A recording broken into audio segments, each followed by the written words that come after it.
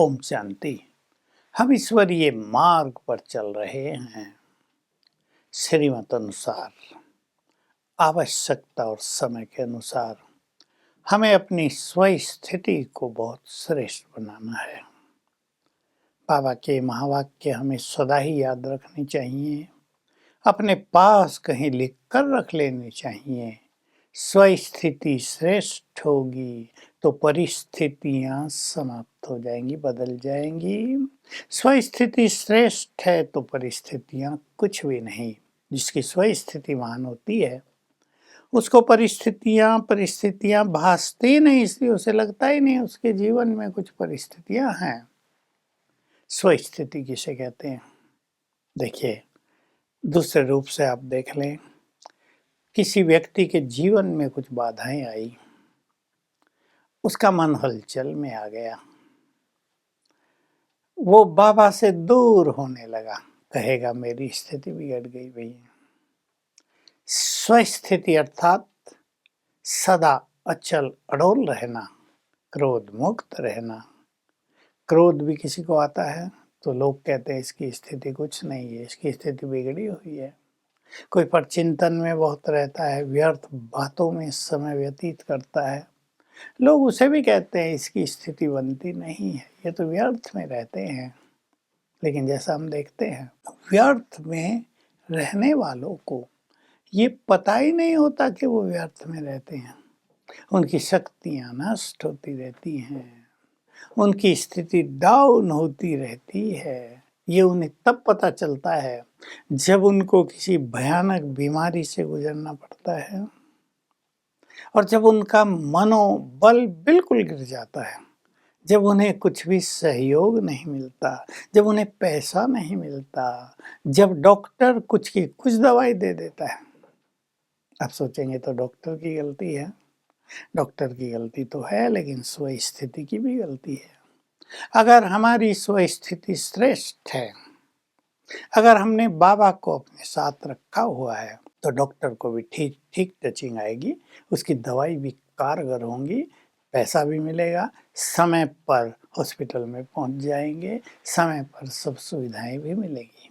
कई लोगों को आपने देखा होगा, बीमारी हुई और मनोस्थिति बिगड़ गई, हाय हाय करने लगे, मेरा कोई नहीं है, मुझे कोई नहीं पूछता है, मुझे कोई ये चीज़ भी नहीं देता है, वो चीज़ भी नहीं देता है, देखा यहाँ तो पैसे वालों का महत्व है। अनेक प्रश्न और बातें होने लगती हैं।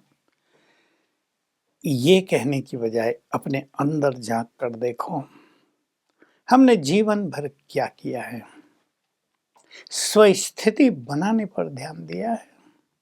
क्या हमने वो किया है जो भगवान हमें कह रहे हैं? क्या हमने इस बात पे गौर किया है कि तुम्हारा एक एक सेकंड और तुम्हारा एक एक संकल्प बहुत मूल्यवान है? या हम घंटों घंटों वेस्ट करते हैं? क्या हमने इस चीज पे ध्यान दिया है कि यज्ञ सेवा का परम महत्व है, इसमें हड्डियां लगा दो तुम फरिश्ते बन जाओगे? क्या हम मौज करने आ गए हैं? क्या हमारा सेवाओं के प्रति कोई लगाव झुकाव नहीं है? क्या हम ऐसे ही जीवन व्यतीत कर रहे हैं? यदि हम ऐसे ही कर रहे हैं तो परिस्थिति आने पर हम उन चीजों का सामना नहीं कर पाएंगे। मैं हमेशा कहता हूँ, बाबा के महावाक्यों के अनुसार स्थिति श्रेष्ठ होगी, पानी भी मिलेगा, अकाल पड़ेगा, पानी भरपूर रहेगा। स्थिति श्रेष्ठ होगी, अन्न भी मिलेगा, चाय भी मिलेगी, सब कुछ मिलता रहेगा। स्थिति अच्छी नहीं, समय पर ही पानी चला जाएगा। स्थिति अच्छी नहीं, कर्फ्यू लगेगा, दूध आएगा ही नहीं, सब्जी आएंगी ही नहीं। स्थिति के महत्व को समझ लें। परिस्थिति स्थिति के वाइब्रेशन से स्वतः ही नष्ट हो जाती है। भगवान वाच याद करें, स्वस्थिति का आधार है स्वमान और सम्मान का बैलेंस। भगवान के वचन है, उसने हमें पढ़ाया है, वो ये फिलॉसफी बताई है, सृष्टि के सीक्रेट्स खोले हैं, जिसको कहा है अगम निगम के भेद खोल दिए हैं। तो हम ध्यान दें, स्वमान श्रेष्ठ स्थिति का आधार है। इस तरह याद रखेंगे, स्वस्थिति श्रेष्ठ है तो परिस्थितियां कुछ भी नहीं और स्वस्थिति का आधार है श्रेष्ठ स्वमान। और बाबा ने कहा स्वमान और सम्मान का बैलेंस, श्रेष्ठ स्वमान में स्थित हो जाएं और दूसरों को सम्मान दें, स्वमान की नजर से भी देखें। दोनों शब्दों पर बहुत गौर करनी है। हम जितना स्वयं में स्वमान में रहेंगे, सम्मान देना नेचुरल होगा, पर कईयों से ये आता नहीं है। थोड़ा ध्यान देंगे, स्वमान का अभ्यास गहराई से नहीं होता तो दूसरों को सम्मान नहीं दिया जाता। स्वमान है मैं इस सृष्टि की एक महान आत्मा हूँ, तो जो हमारे साथी हैं वो भी तो महान हैं। स्वमान है मैं इस देव देवी हूँ, तो हमारे साथी भी तो वही हैं।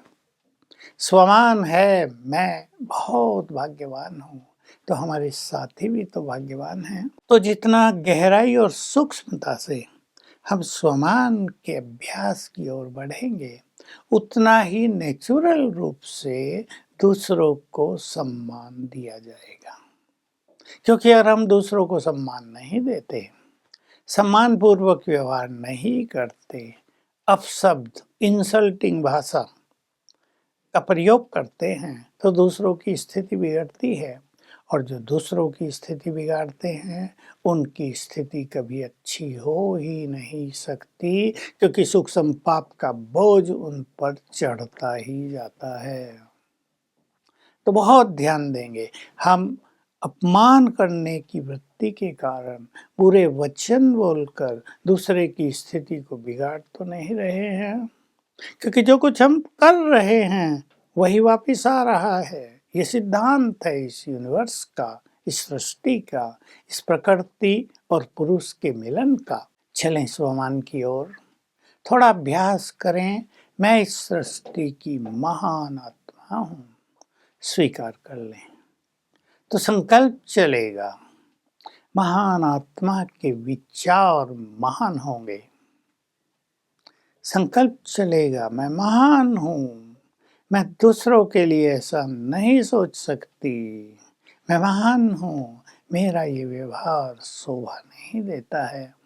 तो स्वमान को केवल संकल्प में ही नहीं लाना है, स्वमान को प्रैक्टिकल चिंतन में लाना है।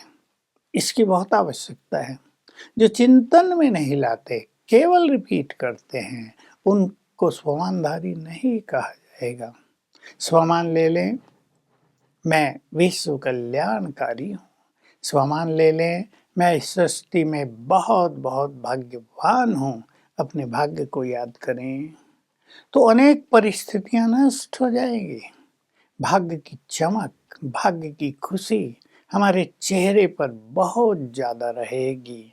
हम बहुत भाग्यवान हैं, इससे हमारे व्यर्थ संकल्प शांत होते जाएंगे। हमें इधर उधर बातों में टाइम वेस्ट करने में रुचि ही नहीं होगी, क्योंकि हमें अपने भाग्य का सितारा बहुत चमकाना है, जगमगाना है। इतना जगमगाना है कि उसके प्रकाश से दूसरों के भी भाग्य के सितारे जगमगाने लगे। तो आइए हम सभी स्वमानधारी बने, उस ईश्वरीय नशे में आ जाएं। भगवान ने स्वयं हमें स्वमान दिए हैं, हम स्वमानधारी हैं। हमारी बुद्धि इधर उधर जा नहीं सकती, हमारी आँख कहीं डूब नहीं सकती। हम ही तो सबको देने वाले हैं, हम कहीं हाथ फैला नहीं सकते। स्वमानधारी बने, सम्मान दें, दोनों का बैलेंस हो जाए तो स्थिति बहुत महान बन जाएगी। ओम शांति।